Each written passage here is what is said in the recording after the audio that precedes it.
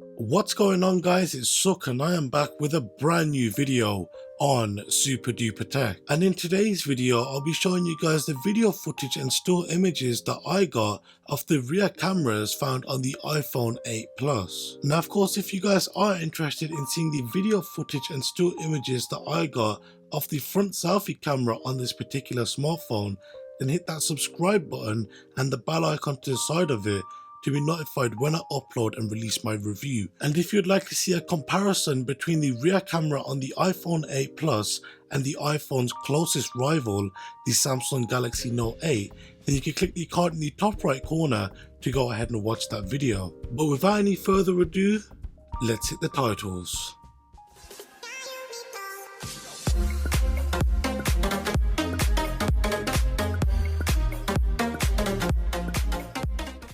The first images that I am going to show you guys are taken with both the primary wide angle camera and the secondary 2x optical zoom camera. This should give you guys a good feel as to what the color is like being reproduced from either of these cameras, along with the detail that these cameras preserve and the natural bokeh effect that you will see in the background of these subjects.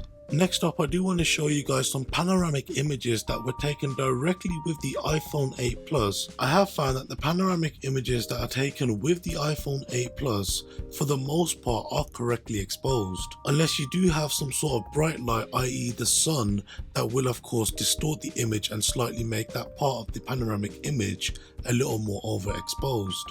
This is also an issue that I've seen with the majority of smartphones that have come out over 2017, so it's an issue that I wouldn't worry too much about. With the iPhone 8 Plus, you do have a secondary telephoto camera which does allow up to 2x optical zoom, and using software the iPhone 8 Plus is able to push it out to 10x digital zoom. Now while the iPhone 8 Plus most certainly is one of the best smartphones when it comes to zooming in on distant objects, I do think that it is bettered by the Samsung Galaxy Note 8.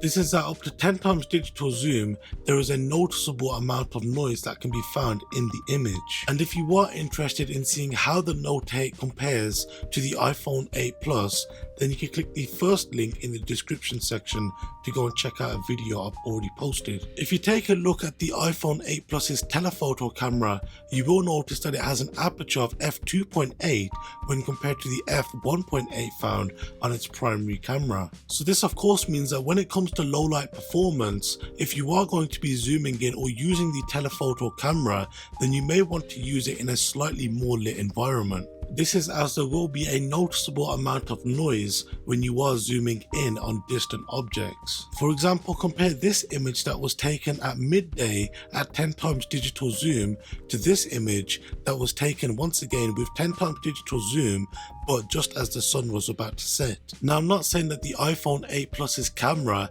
is not able to take decent pictures at low light conditions, as I'm sure we can all agree that the images that you are seeing right now, especially in the conditions that they were shot in, do look pretty decent. But all I am saying is that if you do start to use the telephoto camera and start zooming in using the digital zoom, then you may want to think twice, especially if you are using it in low light conditions. Now I've talked very highly of how the iPhone 8 Plus, using either the primary wide angle camera or the secondary telephoto camera, is very capable when it comes to exposing for different lighting conditions. And these images that you've just seen should hopefully clarify what I mean by this.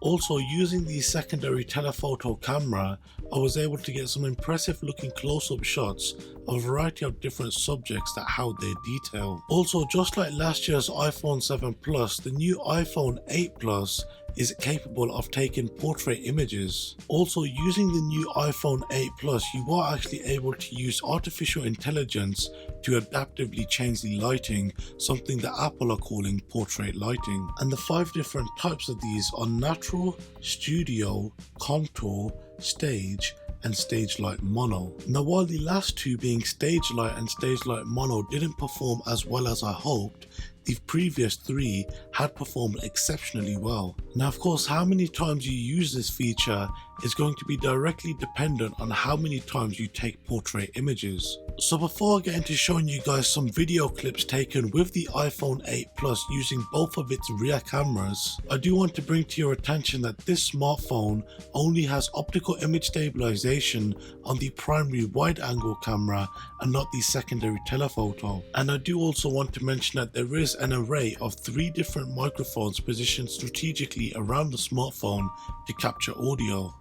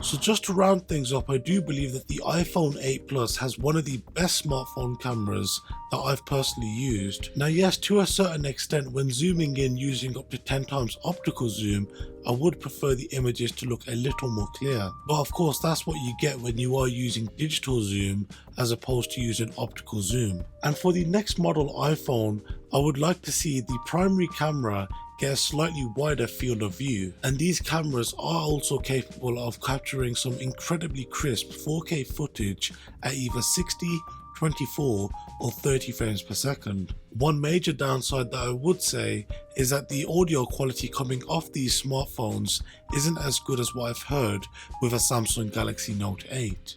So then guys, that has been it for today's video. I do hope you did enjoy it. If you did enjoy it, then be sure to hit that like button, and if you are new around here, then why not subscribe and click the bell icon to be notified when I upload my next video. If you have got any questions or queries as to what you've seen in this video, then you can go ahead and leave them down below in the comment section, or alternatively, you can hit me up on my social media. Once again, thank you guys very much for watching, and I'll see you guys next time. Have a good one.